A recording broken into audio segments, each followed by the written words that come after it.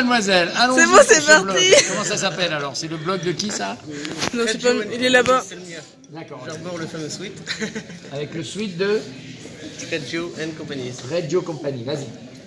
Donc, bonjour sur Regenco et aujourd'hui j'interviewe un humoriste, Tex, que j'ai Enchanté, la chance Reggio. et le plaisir de rencontrer ce soir.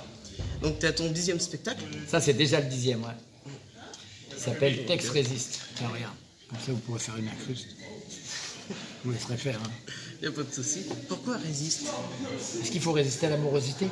L'amorosité ambiante. En ce moment, tout le monde est un peu dans la trouille, dans la peur. Tous les thèmes que je développe dans le spectacle, je pense que les gens sont un peu là-dedans. Je pense qu'il faut résister à ça et puis il faut continuer à être heureux, résister à cette pression qu'on nous met sur la peur, sur la liberté, etc. Il y a plein de combats à mener. Donc je trouve que le mot résiste, il est assez judicieux. Puis il faut résister aussi au temps qui passe et à tout ce qu'on m'a mis dans les carreaux à moi. En plus, voilà.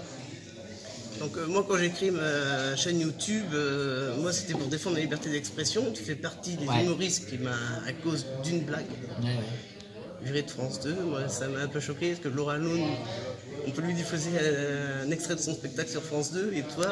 Oui, c'est ce que je disais. Moi je ne savais pas que je faisais partie du service, que j'étais sur le service pudique.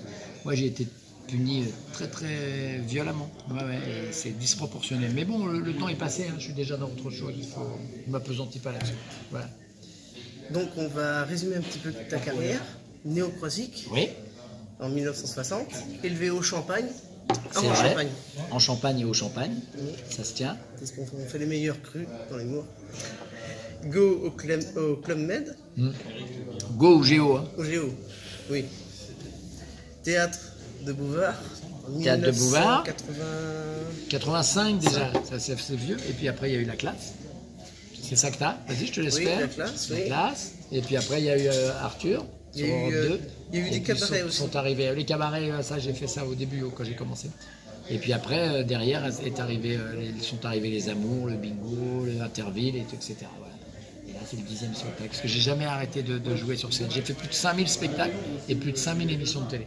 Ce qui fait qu'a priori on pourrait dire que j'ai déjà bien rempli mon temps. Mais j'ai envie que ça continue parce que le meilleur est à venir. Et parce que surtout, les rivières ne coulent que dans un sens. C'est-à-dire tout ce qui a déjà coulé, c'est derrière nous. Donc il faut déjà construire la suite. Et éviter les barrages. Donc quoi tu te plais le plus? Je suis très heureux sur scène, mais j'étais très heureux aussi à la télévision. Il faut essayer d'être heureux partout, dans tous les endroits où on va. Et puis, il faut être dans ces seuils de compétences. J'étais heureux à peu près partout et je suis encore heureux maintenant, pourvu que ça dure. Je ne sais pas qui disait ça, là, pourvu que ça dure. Je ne sais plus, mais en tout cas, je le dis, moi. Est-ce que tu crois que, à l'heure actuelle, on peut rire encore de tout?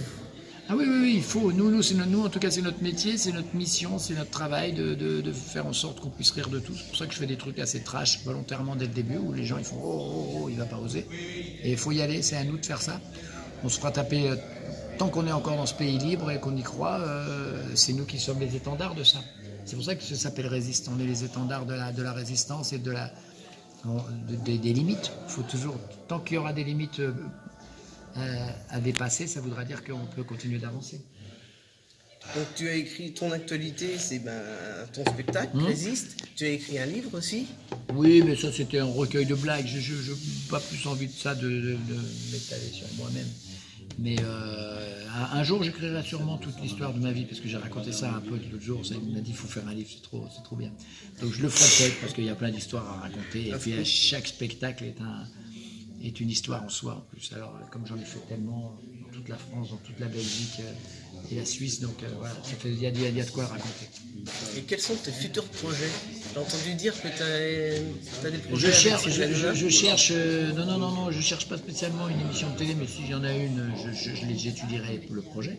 Mais je cherche plus volontiers une pièce de théâtre, une belle pièce de théâtre. Hier je suis allé voir mon pote Gad avec le Louche, là, ils ont une très belle pièce, j'adorerais jouer dans une belle pièce comme ça. Donc ça voilà, ça reste à faire. On a tout?